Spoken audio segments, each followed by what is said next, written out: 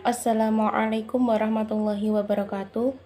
Kami dari kelompok 9 akan memaparkan hasil diskusi kami tentang pendekatan dan teknik bimbingan dan konseling.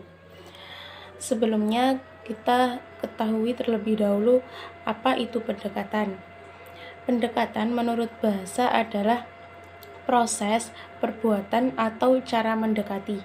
Sedangkan pendekatan bimbingan dan konseling adalah cara atau strategi yang dilakukan oleh guru maupun guru BK dalam menjalin hubungan dengan siswa dalam rangka mengantisipasi masalah maupun menyelesaikan masalah yang dihadapi siswa. Kemudian, macam-macam pendekatan dan teknik bimbingan dan konseling. Ada 4. Yang pertama, psikoanalisa. Psikoanalisa adalah pendekatan yang menjelaskan bahwa segala tingkah laku manusia berasal dari motif-motif atau dorongan yang tidak disadari oleh manusia itu sendiri. Pendekatan psikoanalisa menunjukkan bahwa pada dasarnya sifat yang dimiliki oleh manusia bersifat menentukan atau deterministik. Pendekatan ini terdiri dari 3 aspek. Yang pertama, psikoanalisa merupakan pendekatan yang menekankan kepada proses-proses psikis. Yang kedua, teknik yang ada di pendekatan psikoanalisa sebagian besar diorientasikan untuk mengobati gangguan-gangguan psikis. Yang terakhir, psikoanalisa merupakan bentuk teori kepribadian. Teori psikoanalisa memandang kepribadian manusia terbesar berada pada dunia ketidaksadaran dan merupakan sumber energi perilaku manusia yang sangat penting. Perkembangan manusia, Freud memandang kepribadian manusia tersusun atas 3 sistem. Yang pertama, ID. ID merupakan subsistem kepribadian asli yang dibawa manusia sejak awal ia dilahirkan di dunia. Yang kedua, ego. Ego berbeda dengan ID yang bekerja hanya untuk memuaskan kebutuhan naluriah. Ego bertindak sebalik dari ID. Ego berperan menghadapi realita kehidupan dan berasal dari kebudayaan dan norma-norma yang berlaku di masyarakat. Yang ketiga, superego. Superego merupakan kode moral bagi individu yang menentukan apakah suatu tindakan baik atau buruk, benar atau salah.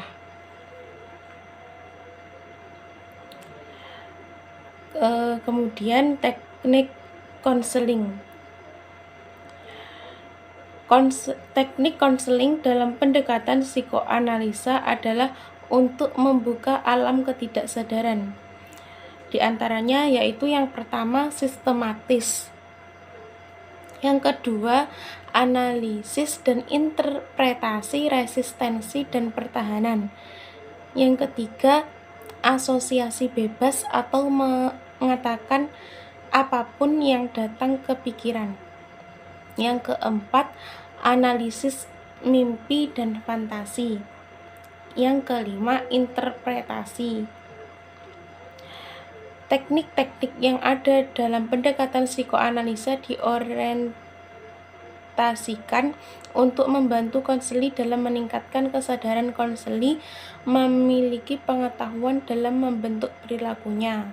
Dan teknik yang ada juga dimaksudkan untuk memahami gejala yang nampak. Kemudian dilanjutkan oleh pemakalah selanjutnya. Baiklah, saya akan melanjutkan menjelaskan materi yaitu behavioristik. Adapun pengertiannya yaitu merupakan pendekatan yang banyak mendapatkan kritik akan tetapi juga memiliki banyak dukungan. Pendekatan ini menjadi salah satu pendekatan yang masih dominan dalam konseling hingga saat ini, dibuktikan dengan adanya hukuman dan hadiah yang merupakan salah satu bagian dari pendekatan ini.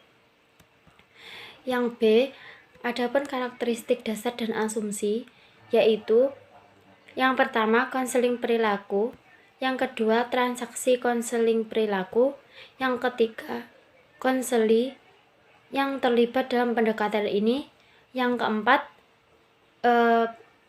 pendekatan ini mengasumsikan bahwa perubahan dapat berlangsung tanpa wawasan dinamika yang mendasarinya. Yang kelima fokusnya. Yang keenam intervensi. Adapun ciri-ciri khususnya yaitu ada 7. Yang pertama, proses konseling mendasarkan pada prinsip dan prosedur metode ilmiah. Yang kedua, mengkaji perilaku saat ini dan faktor yang mempengaruhinya.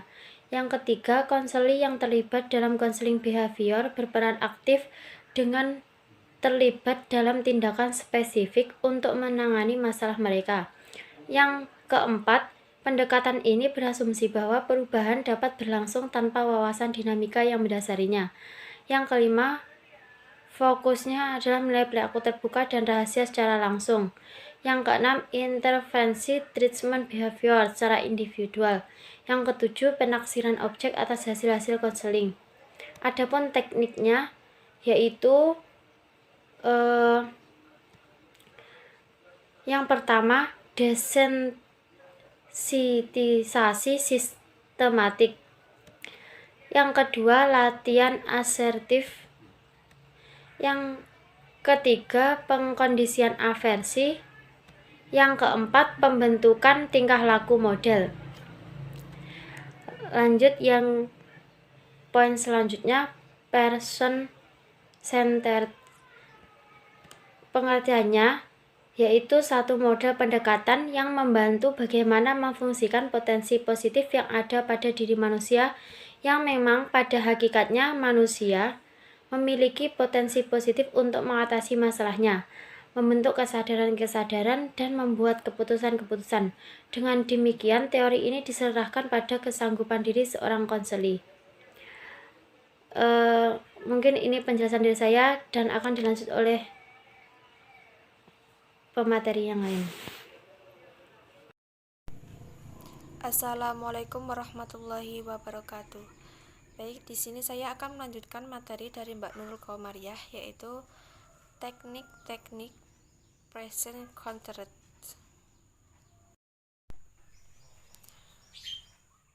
Teknik-teknik person centered ada 19, yaitu mendengar aktif, mengulang kembali, memperjelas, menyimpulkan, bertanya, menginterpretasi, mengkonfrontasi, merefleksikan, memberikan dukungan, berempati, memfasilitasi, memulai, menentukan tujuan, mengevaluasi, memberikan umpan balik, menjaga, mendekatkan diri, mencontoh model, dan yang terakhir adalah mengakhiri.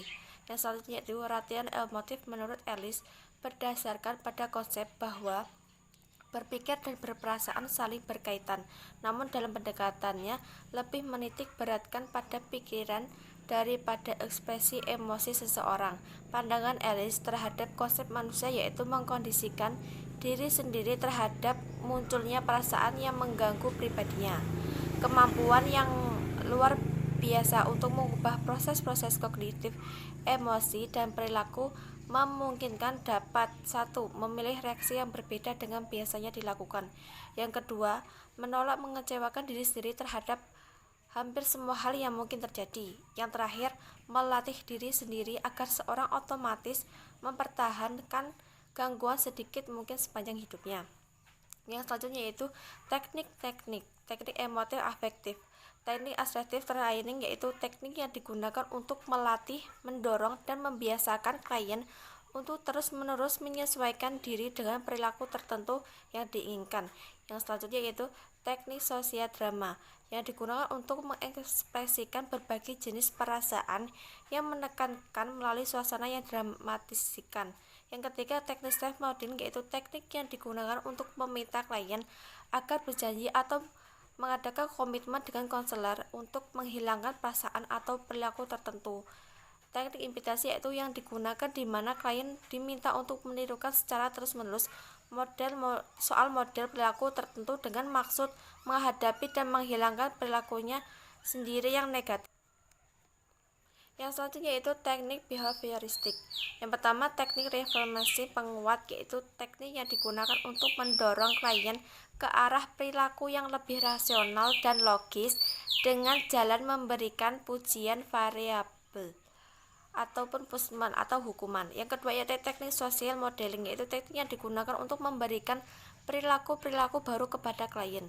Yang ketiga, teknik life models, dari kehidupan nyata yang digunakan untuk menggambarkan perilaku tertentu.